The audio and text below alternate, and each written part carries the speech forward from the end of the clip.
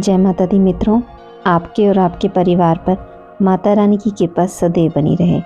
आज की इस वीडियो में मैं आपको माँ तुलसी की व्रत कथा सुनाने जा रही हूँ। चलिए शुरू करते हैं आज का वीडियो। प्राचीन काल में एक लड़की का जन्म राक्षस कुल में हुआ, जिसका नाम वृंदा था। दैत्यराज कालनेमी जैसे राक्षस परिवार में पैदा होने के बाद भी वृंदा भगवान विष्णु की पूजा करती थी। जब वृंदा बड़ी हुई तो उसकी शादी जालंधर नामक दैत्य से हो गई। जालंधर काफ़ी शक्तिशाली राक्षस था, जिसका जन्म भगवान शिव के तेज के कारण समुद्र से हुआ था। बलवान होने के कारण जालंधर को दैत्यों का राजा बनाया गया। वृंदा से शादी के बाद जालंधर की शक्ति और पराक्रम बढ़ता ही गया। उसे किसी भी तरह से हराना मुश्किल था। जालंधर के बढ़ते अहंकार व आतंक से सभी देवता परेशान थे। जालंधर की बढ़ती ताकत के पीछे उसकी पत्नी वृंदा की विष्णु भक्ति और सतीत्व था। होते होते जालंधर अपनी शक्ति और अहंकार में चूर होकर स्वर्ग की देवियों पर काबू पाने की कोशिश करने लगा। इसी दौरान एक बार उसने माता लक्ष्मी को पाने का प्रयास किया, परंतु समुद्र से जन्म लेने के कारण माता लक्ष्मी ने उसे अपना भाई बना लिया। फिर उसकी नज़र माता पार्वती पर गई और उन्हें पाने के लिए जालंधर ने माया जाल बनाया। अपने माया जाल से जालंधर ने भगवान शिव का रूप धारण किया और माता पार्वती के करीब जाने की कोशिश करने लगा। उसी वक्त माता पार्वती ने उसे पहचान लिया और जब तक जालंधर कुछ समझ पाता वो अदृश्य हो गई। जालंधर के इस दुर्व्यवहार से पार्वती जी को काफ़ी गुस्सा आया और इस पूरी घटना के बारे में उन्होंने भगवान विष्णु को बताया। इधर जालंधर भगवान शिव से पार्वती जी को पाने के लिए कैलाश पर्वत पर युद्ध कर रहा था। तभी भगवान विष्णु ने जालंधर को सबक सिखाने की ठानी। सभी को पता था कि जालंधर अपनी पत्नी के पूजा पाठ और सतीत्व की वजह से ही अजय हुआ है। ऐसे में भगवान विष्णु ने जालंधर को हराने के लिए उसकी पत्नी का पतिव्रत धर्म भंग करने के लिए मायावी चाल चली। भगवान विष्णु एक साधु का रूप धारण करके वृंदा से वन में मिलने पहुँचे। उनके साथ दो मायावी राक्षस भी थे, जिन्हें देखते ही वृंदा डर गई। तभी भगवान विष्णु ने उन दोनों राक्षसों का वृंदा के सामने ही वध कर दिया।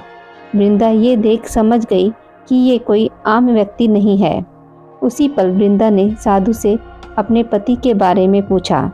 साधु बने भगवान ने मायावी शक्ति से दो बंदर प्रकट किए। दोनों बंदरों के हाथ में जालंधर का सिर व धड़ था। ये देखते ही वृंदा बेहोश हो गई।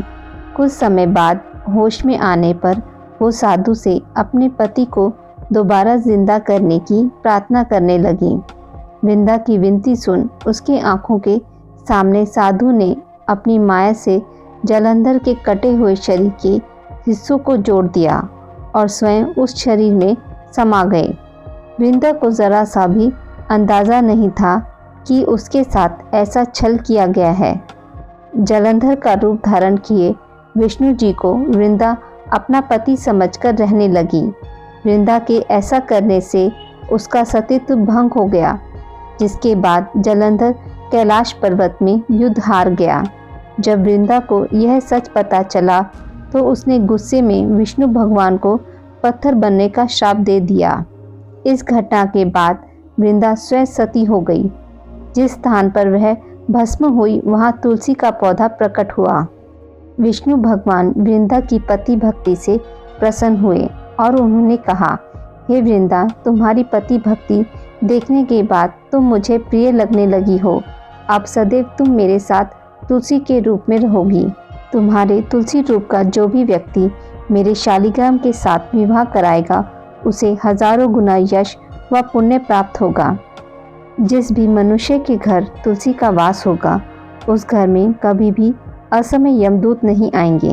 आगे भगवान ने कहा, तुलसी के पौधे की पूजा करने वालों को गंगा व नर्मदा में स्नान करने के बराबर पुण्य प्राप्त होगा। संसार में चाहे कोई भी मनुष्य कितना भी दुष्ट क्यों ना हो, कितने भी पाप क्यों ना किए हों, मृत्यु के दौरान उसके मुंह में तुलसी और गंगा जल अवश्य दिया जाएगा। इससे वह अपने पापों से मुक्त होकर वैकुंठ धाम जाएगा। इसके अलावा जो व्यक्ति तुलसी व आंवले के पेड़ की छाया में पितरों का श्राद्ध करेगा, उसके पितरों को मोक्ष मिलेगा। आज की इस वीडियो में बस इतना ही। मित्रों, आपको यह कथा अच्छी लगी हो तो मेरे वीडियो को लाइक और शेयर ज़रूर करें और पूजा पाठ से जुड़ी जानकारी के लिए मेरे चैनल को सब्सक्राइब करना ना भूलें। धन्यवाद।